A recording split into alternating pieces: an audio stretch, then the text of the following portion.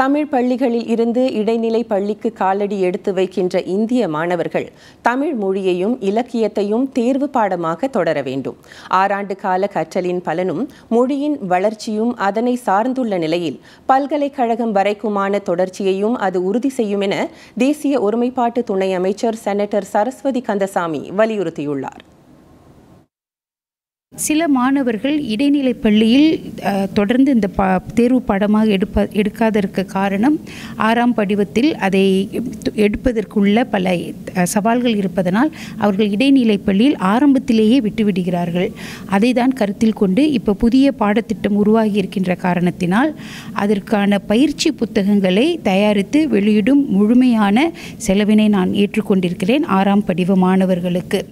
குவாலலும்பூர் மலேசிய தேசிய நூலகத்தின் அரங்கில் நடைபெற்ற சிறார் இளையோர் தமிழ் இலக்கிய படைப்பாளர்களுக்கான பயிலரங்கை துணை அமைச்சர் தொடக்கி வைத்தார்.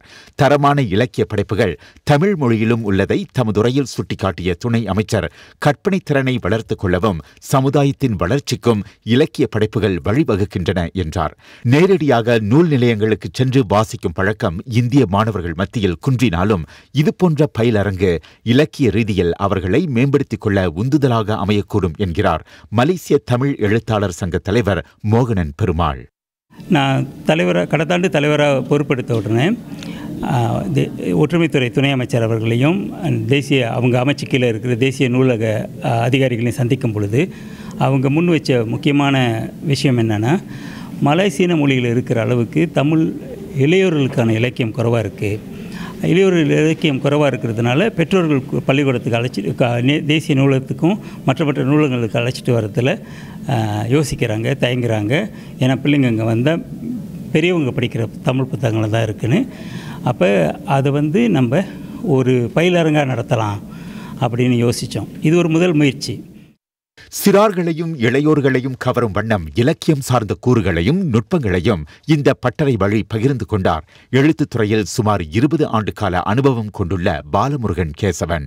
இந்த பயிலரங்கில் ஏறக்குறைய 20க்கும் மேற்பட்ட மாணவர்களும் மேலும் 50க்கும் மேற்பட்ட பொதுமக்களும் தமிழ் ஆசிரியர்களும் எழுத்தாளர்களும் இணைந்திருக்கின்றார்கள். இந்த பயிலரங்கின் வழியாக சிறார் இலக்கியத்துடைய தன்மைகள் என்ன, இளையோர் இலக்கியத்தோட தன்மைகள் என்ன, என்னென்ன வகைமைகள் இருக்கின்றன, எப்படி எழுதலாம், சிறுவர் இலக்கியத்தை எழுதுவதற்கு முன்பாக என்ன தயார் நிலையில் இருக்க வேண்டும் போன்ற கூறுகளையும் நுட்பங்களையும் இந்த பயிலரங்கின் வழியாக முன்னெடுக்க திட்டமிட்டிருக்கின்றோம். இப்பட்டறையில் கலந்து கொண்டதில் இலக்கிய தமிழ் குறித்த புரிதலை ஆழப்படுத்திக் கொண்டதாக கூறுகின்றனர் பங்கேற்பாளர்களில் சிலர். இங்கே வந்தோம், நம்ம வந்துட்டு நோட்ஸு அதெல்லாம் எடுத்துகிட்டு வந்தோம். நோட்ஸ் எடுத்துகிட்டு வந்தோன்னே எங்களுக்கு அவங்க அந்த பாட்டெலாம் போடும்போது எங்களுக்கு ஒன்றும் ஆர்வம் வந்துருச்சு. சரின்னு சொல்லிட்டு நான் அந்த நோட் புக்ஸில் வந்துட்டு அவங்க கொடுத்த கவிதை பாடெல்லாம் நான் எழுதினேன். இது மூலியமாக எனக்கு இதை எப்படி எழுதுறது, இதை இன்னும் எப்படி இன்ட்ரெஸ்ட்டாக எழுதுறதுன்னு எனக்கு தெரிய வந்துச்சு.